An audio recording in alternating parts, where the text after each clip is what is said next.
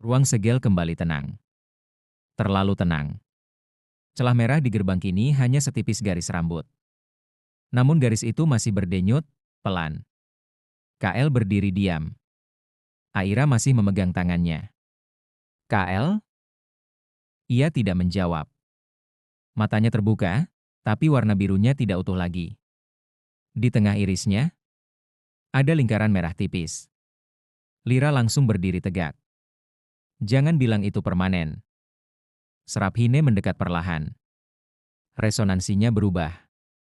Arin melayang di depan wajah KL. Aku tidak bisa membaca frekuensinya sepenuhnya lagi. Detak yang bukan miliknya. KL akhirnya menarik napas panjang. Udara di sekitar mereka bergetar. Namun bukan angin biasa, melainkan ruang. Seperti dunia itu sendiri sedang bernapas bersamanya. Aku bisa merasakannya, katanya pelan. Celah itu tidak lagi mencoba keluar.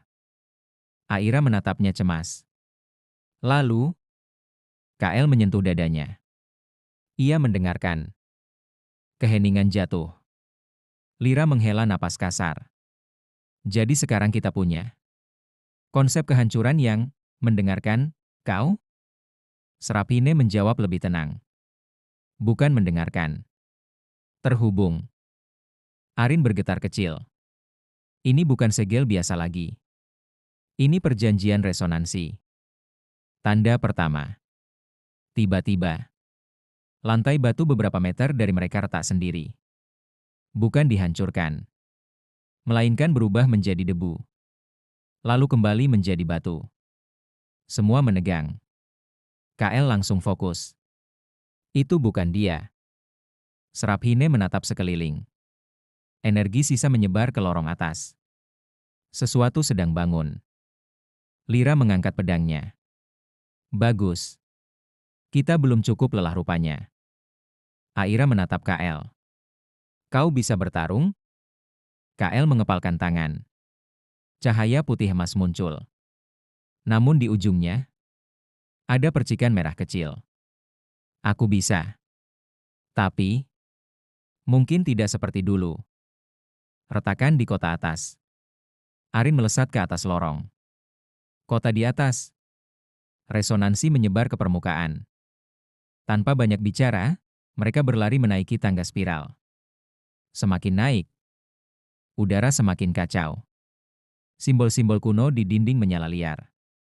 Ketika mereka akhirnya mencapai permukaan, langit malam kota tua terbelah oleh garis merah tipis. Warga panik. Kristal cahaya berkedip tak stabil. Aira membeku. Itu seperti gerbang kecil. Serap Hine mengangguk pelan. Efek samping. Saat KL menyelaraskan konsep itu, sebagian energi bocor. Lira melihat bayangan kecil muncul di atap bangunan. Tidak sebesar yang di bawah. Namun cukup menghapus setengah menara hanya dengan menyentuhnya. Baik, katanya dingin.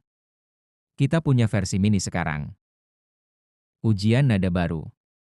Makhluk bayangan kecil itu melompat turun. Mendarat di tengah alun-alun. Tanah di bawahnya menghilang sesaat. Warga berteriak. KL melangkah maju. Aira langsung di sisinya. Lira di kanan. Serap Hine di belakang. Arin melayang di atas. Bayangan kecil itu menoleh. Tidak punya wajah. Namun KL tahu ia sedang dinilai.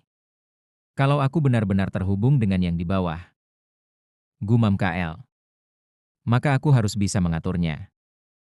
Ia mengangkat tangan. Cahaya putih emas muncul. Namun kali ini, ia tidak menyerang. Ia mengalun. Seperti nada. Gelombang cahaya lembut menyentuh bayangan kecil itu. Makhluk itu berhenti bergerak. Retakan merah di langit bergetar.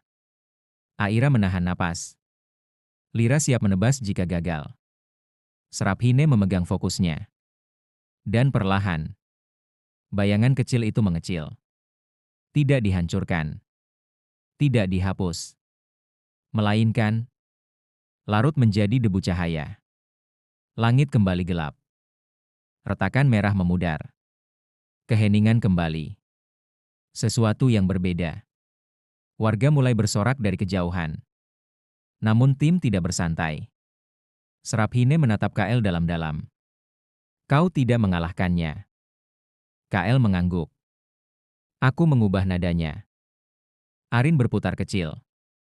Konsep itu sekarang punya jangkar di dunia ini. Lira menyarungkan pedangnya. Artinya kalau kau jatuh. Ia tidak melanjutkan kalimatnya. Aira menggenggam tangan KL lebih erat. Kalau begitu kita pastikan dia tidak jatuh. KL tersenyum tipis. Namun jauh di bawah tanah, celah kecil di gerbang masih berdenyut.